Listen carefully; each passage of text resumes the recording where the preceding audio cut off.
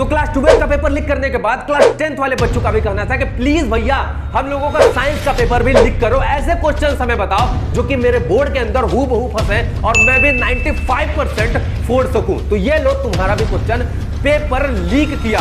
ये सारे के सारे वो क्वेश्चन है जो तेरे बोर्ड के अंदर हूबहू आने वाले हैं। एक भी क्वेश्चन ऐसा नहीं है जो कि तेरे बोर्ड से रिलेट नहीं करता है। सारे के सारे क्वेश्चन आएंगे और बहुत बेहतर तरीके से तू लिख भी पाएगा।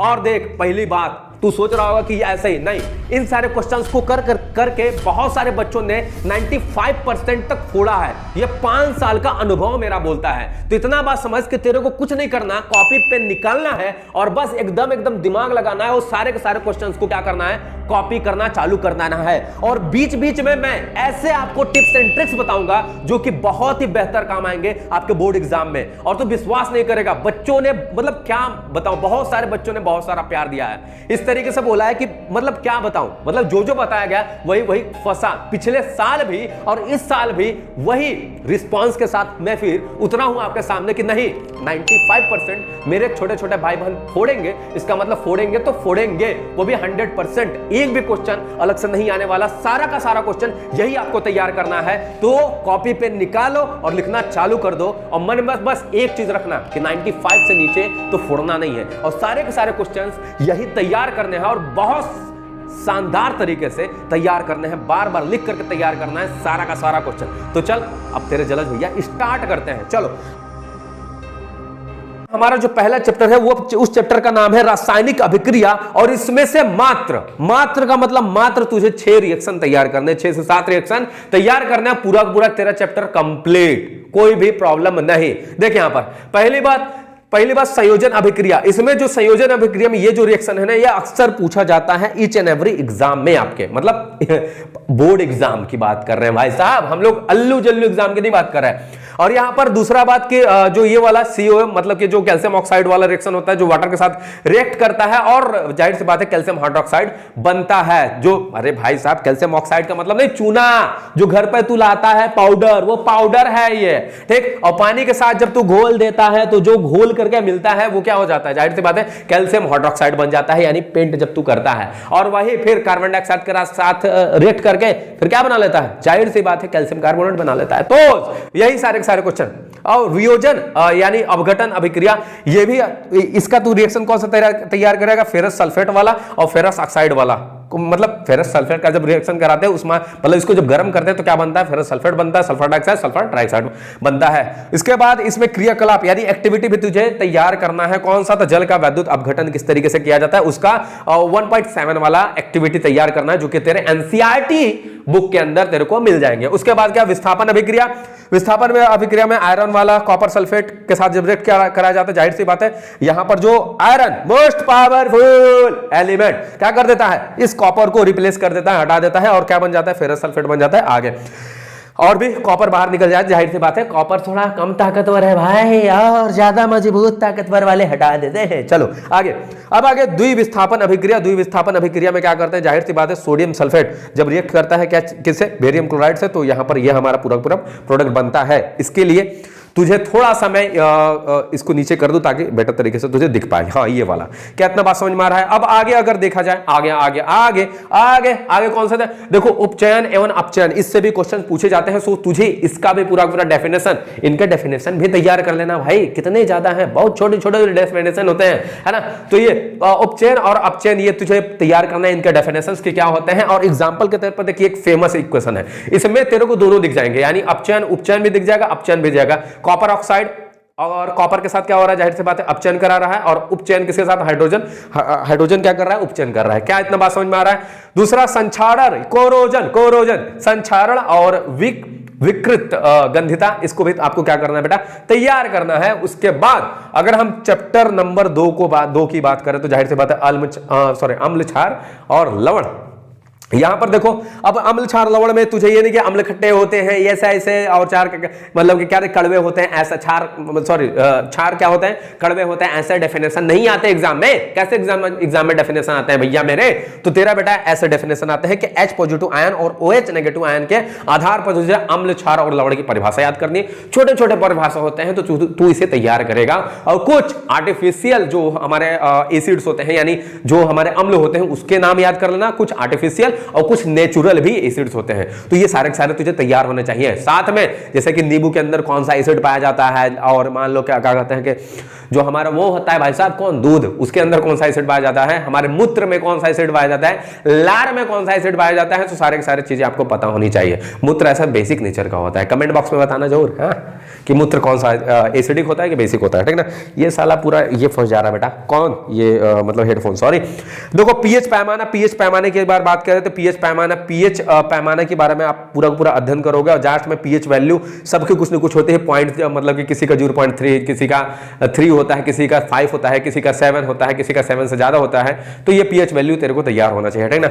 अब यहाँ पर देख क्या है, सोडियम हाइड्रोक्साइड, व्यंजक चूड़ और baking soda, plaster of Paris, इतना ही तैयार तेरे को करना है, इससे अधिक नहीं तैयार करना है। और इनके बनाने की विधि और उपयोग भी तुझे क्या करना है, तैयार करना है। का मतलब तैयार करना है बस। यहां पर क्रियाकलाप में कौन कौन सा तू एक्टिविटी करेगा बेटा? तो एक्टिविटी के नाम पर तू करेगा बेटा क्रियाकलाप में, जाहिर सी बात है कि 2.1 करेगा, 2.3 करेगा, 2.9 करेगा। इतना बात समझ में आ रहा है? इतना ज्यादा तेरे को एक्टिविटी करना है। केवल 3 है भाई, केवल 3 है, एनसीईआरटी से करना है। अब यहां पर आगे बात करें तो धातु एवं अधातु वाले चैप्टर में तो धातु अधातु की परिभाषा याद करना है तथा उनके गुण धर्म प्रॉपर्टीज भी याद करनी है कि प्रॉपर्टीज क्या होती है, यानी उनके गुण याद करना है कि कौन किस तरीके का नेचर शो करता है। देख इससे ऐसे भी क्वेश्चन आते हैं जैसे सोडियम धातु है तो इसे केरोसिन में क्यों रखा जाता है, हम एल्युमिनियम प्लेटिनम का यूज करके हार मतलब कि जो भी श्रृंगार का सामान होता है उसे क्यों नहीं बनाते हैं। तो ऐसे भी क्वेश्चंस पूछे जाते हैं। तो थोड़ा थोड़ा लॉजिकल क्वेश्चन भी तेरे को बुक में मिल जाएंगे, वो भी तू कर लेगा, नहीं तो मैं हूं तेरे को नोट्स मैं दूंगा, बस ध्यान रख। यहां पर क्या है, आयनिक यौगिकों का निर्माण एवं गुणधर्म, आयनिक यौगिकों का निर्माण एवं गुण, जो आयनिक यौगिक होते हैं यानी आयनिक जो कंपाउंड होते हैं उनका निर्माण कैसे होता है, उनका गुणधर्म। जैसे देखेगा कि जैसे मान लो NaOH है तो ये इसका ये कैसे बना है, जाहिर सी बात है यहां पर देख लिखा हुआ कि NaOH MgOH का निर्माण electron dot structure, electron dot structure नहीं जानता कि जाहिर सी बात है ये वाला डॉट स्ट्रक्चर, ये तू भैया ऐसे आ जा जितना आना है, बट ऐसे मत कर देखिए यहाँ पर जाहिर सी बात है कि डॉट, तो इलेक्ट्रॉन को ऐसे डॉट डॉट करके तू दिखाता है कि जाहिर सी बात है सोडियम के पास एक आउटर मोस्ट में इलेक्ट्रॉन होते हैं। उसी तरीके से हाइड्रोजन, अगर ये OH की बात करें तो OH के पास भी कुछ भी होता है। और Cl की बात करेगा तो Cl में भी कुछ ना कुछ होंगे, जाहिर सी बात है, ये भी एग्जांपल ले ले। अब जाहिर सी बात है कि दोनों के दोनों एक एक अपना इलेक्ट्रॉन क्या करेंगे, शेयर करेंगे और वो कर लेंगे। ऐसे ये कंप्लीट आयनिक बॉन्ड ना, हाँ कंप्लीट वो करेंगे, ट्रांसफर करेंगे। क्या इतना बात समझ में आ रहा है? जाहिर सी बात है कि सोडियम इसको ट्रांसफर कर देगा तो ये ट्रांसफर ऑफ इलेक्ट्रॉन होते हैं क्या जी, आयनिक बॉन्ड के अंदर, है ना। कोवेलेंट बॉन्ड में क्या करते हैं, शेयर होता है, यानी सहसंयोजक बंध में क्या होता है कि शेयर करते हैं इलेक्ट्रॉन का, लेकिन आयनिक जो बॉन्ड होता है जो कि आयनिक यौगिकों में पाया जाता है उसमें इलेक्ट्रॉन का क्या होता है, ट्रांसफर होता है। क्या इतना बात समझ में आ रहा है? तो तू इससे भी देख लेगा। उसके बाद क्या है, तो जाहिर सी बात है कि धातुओं की प्राप्ति, खनिज प्लस में अयस्क, तो धातुओं की प्राप्ति यानी खनिज कैसे प्राप्त होते हैं, फिर अयस्क क्या होते हैं, फिर खनिज में से जो भी गैंग होते हैं उसको कैसे अलग किया जाता है। क्या बात समझ में आ रहा है? पूरा का पूरा तो प्रोसेस तैयार करेगा। नीचे मैंने लिख दिया कि धातुओं की प्राप्ति के अंदर पूरा का पूरा कि धातु कैसे जमीन से खोदा गया, फिर उसको कैसे साफ सफाइया किया गया, तो वो थोड़ा सा प्रोसेस देख लेना, बहुत ज्यादा इंपॉर्टेंट है वो। क्या इतना बात समझ में आ रहा है? फिर उसके बाद संचारण, वही कोरोजन जंग लग जाना। कोरोजन में 2 टाइप का होता है, संचारण 2 तरीके से होता है। तो संचारण तथा संचारण से सुरक्षा कैसे करें वगैरह वगैरह, कि जंग लग गया तो जंग से फिर सुरक्षा कैसे करें, तो ये तेरे को पता होना चाहिए। तो आराम से CH4 कार्बनिक यौगिक में कौन कौन सा टॉपिक, सहसंयोजक बंध यानी बंध तैयार करेगा। ये शेयरिंग ऑफ इलेक्ट्रॉन, इलेक्ट्रॉन के साझा से ये बॉन्ड बनता है,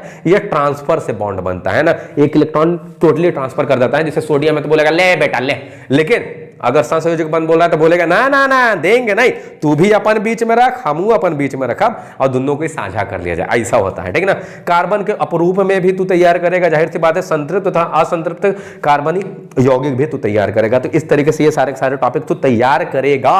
अब चलते हैं थोड़ा सा आगे और तुझे और भी क्वेश्चन बताए जाते हैं, एक भी क्वेश्चन छोड़ना नहीं, प्लीज पूरा का पूरा लिखते चलना, बवाल तरीके से तेरे नंबर आएंगे, 100% की गारंटी है मेरी। चल आगे चल। तो अब हम लोग का नेक्स्ट स्लाइड ये है और इसमें कुछ केमिस्ट्री का टॉपिक से बाकी फिजिक्स और बायोलॉजी के। तू देख सकता है बच्चा कितना कम टॉपिक्स है और तेरे को इतना ही तैयार करना है, और इतना अगर तू तैयार करता है तो कोई माई का लाल नहीं है जो तुझे 95% लाने से रोक दे, वो भी साइंस के अंदर। तो चल अब देख यहां पर अगर देखेगा तो तुझे नॉर्मन मतलब नाम पद्धति, यानी इसका मतलब होता है नॉमेनक्लेचर, जिसमें मेथड, प्रोब, पेंटेक्सेप्ट, ये सब सारे रूल्स होते हैं, एथेनॉल ग्रुप्स होते हैं, वगैरह वगैरह बहुत सारे ग्रुप्स होते हैं। तो उसको तू रूल आगे सीखेगा, फिर उससे तू नाम पद्धति करना सीखेगा कि आखिर में इस कार्बन चैन का क्या नाम है, मेथेनॉल, एथेनॉल, इसी तरीके से बहुत सारे नॉमेनक्लेचर हम करते हैं। अगर तू बोलेगा तो एक पूरा का पूरा कंप्लीट वीडियो में ला दूंगा केवल नॉमेनक्लेचर पे है ना। तो यहां पर नॉमेनक्लेचर ऐसे देख, इसको हमने ऑप्शनल में रखा है। क्यों ऑप्शनल में रख दिया सर? देख भाई मेरे ऑप्शनल पे इसके, क्योंकि 2 नंबर का तुझे देगा, 2 या 3 नंबर का, बस 2 नंबर एकदम देगा। लेकिन जाहिर सी बात है थोड़ा सा रूल्स ज्यादा हो जाते हैं तो तुझे ज्यादा मेहनत करना पड़ेगा, लेकिन कोई नहीं, आगे तू इन सबको तैयार कर, जो टाइम बचेगा तू ऑप्शनल वाला कर लेना, कोई दिक्कत इसमें नहीं ना। तो ये बात तू याद रखेगा कि नॉमेनक्लेचर। इसके बाद एथेनॉल, एथेनोइक एसिड, यही दोनों के दोनों क्या चीज पूछे जाते हैं, दोनों में से एक। तो बनाने की विधि याद रखेगा इसका पूरा का पूरा, और साथ में उपयोग भी कि आखिर में दोनों का उपयोग कहां पर है। क्या इतना बात समझ में आ रहा है? इतना कि एथेनॉल का उपयोग क्या होता है, बनाने की विधि क्या होती है, और एथेनोइक एसिड जो होता है, एथेनोइक अम्ल, उसका बनाने की विधि और उपयोग तू ध्यान में रखेगा। एक का फॉर्मूला ये होता है, एक का फॉर्मूला ये होता है। इसको CH3 CH2, इसको तू ऐसे भी लिख सकता है कि C2H5 हो जाएगा बेटा, H5OH भी तू लिख सकता, कोई दिक्कत नहीं है। साबुन और अपमार्जक, ये भी बहुत ज्यादा इंपॉर्टेंट क्वेश्चन है, सीधे सीधा 4 नंबर में आपके बोर्ड के अंदर आते हैं, तो बच्चा इसको भी तू ध्यान में रखेगा। अब देख आ गया मेरा फिजिक्स। क्या आ गया बच्चा? फिजिक्स। अब देख फिजिक्स का अगर बात करें, अब देखिए इसमें समझ लेना थोड़ा सा एक बात, इंपॉर्टेंट बात, कि सब जो चैप्टर्स है ना, मैंने रैंडम लिख दिया है ना, बस सीरियल नंबर दिखाने के लिए चैप्टर्स लिखे हैं, लेकिन चैप्टर्स तेरे एनसीईआरटी के अंदर डिफरेंट पेजेस पे अलग अलग, मतलब डिफरेंट, ये चैप्टर 8 नहीं है एनसीईआरटी के अंदर, कोई और चैप्टर है। क्या इतना बात समझ में आ रहा है? तो वो तो चैप्टर देख लेना, बाकी मैंने चैप्टर का नाम तो लिख दिया ना, तो समझ जाएगा। हाँ बिल्कुल। देखिए यहाँ पर आप अब यहाँ पर अगर बात करें तो चैप्टर 5 की बात करें तो प्रकाश का परावर्तन प्लस में उसका जो नियम कानून है, कि आखिर में दो नियम दिए गए हैं कि जो आपतित किरण होती है, अपवर्तित किरण होती है, सॉरी परावर्तित किरण होती है तथा अवलंब, तीनों एक ही तल पर होते हैं, और जो आपतन कोण होता है और परावर्तन कोण के क्या होता है, हमेशा बराबर बराबर बराबर। तो 2 नियम है, तो 2 नियम भी याद रखा, क्योंकि बच्चे 3 नंबर में अगर आपको देता है ये, तो पूरे नियम के साथ, फिगर के साथ आपको बनाना पड़ेगा। सो प्लीज बच्चा फिगर जरूर याद रखना कि किस तरीके से आपतित प्रकाश आ रही है, परावर्तित जा रहे, किस तरीके से अभिलंब खींचेंगे, किस तरीके से हमारा परावर्तक तल रहेगा। क्या इतना बात समझ में आ रहा है? तो ये बात उत्तल तथा अवतल दर्पण के द्वारा प्रतिबिंब का बनना, देख भैया 4 नियम कानून है प्रतिबिंब के बनाने के लिए, और सब मैंने प्रैक्टिकल भी बताया है इसी चैनल पे, है ना, तो तू जा करके देख सकता है, मैं तो इसका लिंक तेरे को डिस्क्रिप्शन में दे दूंगा, ठीक ना। लेकिन इसके 4 नियम कैसे कैसे बनते हैं, 4 नियम मतलब रूल्स बताए गए हैं, 4 से 5 नियम है, जिसमें आपको यह बताया जाता है कि हाँ ऐसे लाइट आया, अगर समांतर आ रहा है तो फोकस से जाएगा, अगर फोकस से आ रहा है तो समांतर चला जाएगा, अगर वक्रता केंद्र से आता है तो उसी से चला जाएगा। ये सारे नियम बताए गए हैं, तो उसको तू नियम आ गया, तू अगर ध्यान में रखता है ना, तो सारा का सारा तू बना लेगा अपने से। देख अगर तू नियम कानून याद रखेगा तो बहुत इजी होगा। इसीलिए आगे उत्तल या अवतल दर्पण का रे डायग्राम, किरण आरेख खींचने से पहले इसके जो रूल्स है ना बेटा, वो याद रखना। क्या बात समझ में आ रहा है? तू अगर अवतल की बात करेगा, अवतल दर्पण में 4 रूल है और उत्तल में 2 ही रूल है, 3 रूल है। क्या इतना बात समझे? तो मतलब 4 3 7 रूल है। 7 रूल अगर याद करता है तो बहुत कुछ तेरा तैयार हो जाएगा, ये बात समझ। क्या इतना बात समझ में आ रहा हो? और आगे भी काम देगा। तो इसीलिए उत्तल तथा अवतल दर्पण के द्वारा प्रतिबिंब का बनना, दर्पण सूत्र ये तू पूरा याद रखेगा। देख इसका डेरिवेशन फेरिवेशन नहीं आता, ये सिंपली केवल फॉर्मूला तेरे को रट्टा मारना है, और इस पे कैसे सवाल लगाया जाता है ये करना है तेरे को, और कुछ नहीं करना है, ठीक ना। तो ये बात, उस पर न्यूमेरिकल्स भी लगाना है।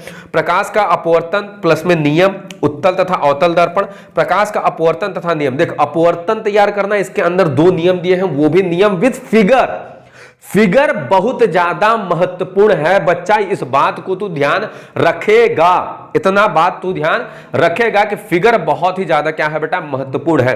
तो प्रकाश का अपवर्तन तथा नियम, उत्तल तथा अवतल। अब किसकी बात की जाएगी? तो लेंस की बात की जाएगी। तो ये लेंस की बात की जाएगी बेटा, तो लेंस दोनों का दोनों उत्तल और अवतल, आखिर में लेंस होते क्या है ये तैयार करेगा। उसके बाद किरण आरेख, लेंस सूत्र, और उस पर न्यूमेरिकल भी, क्योंकि न्यूमेरिकल ये जो 1/f = 1/v + 1/u नीचे फॉर्मूला लिखा हुआ है, जो कि लेंस सूत्र है।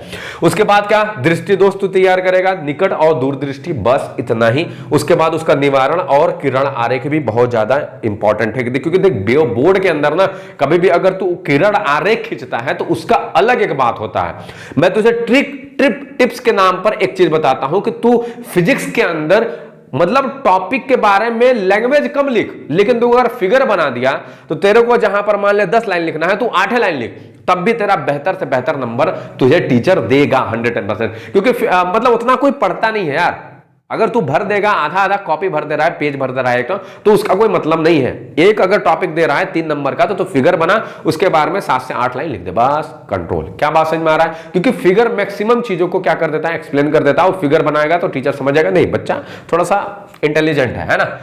तो ये प्रिज्म द्वारा प्रकाश का अपवर्तन, इसे भी तैयार करेगा, जाहिर सी बात है। और यहाँ पर किरण आरेख का मतलब वो नेत्र वाला जो बनता है किरण आरेख, सारा का सारा तैयार मतलब कि बनाना है ना।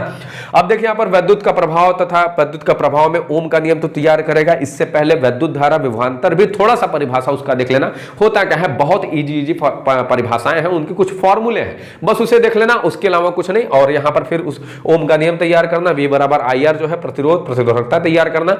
बहुत ही ज्यादा मोस्ट इंपॉर्टेंट टॉपिक हैं ये दोनों के दोनों, एकदम गारंटेड पूछे जाएंगे।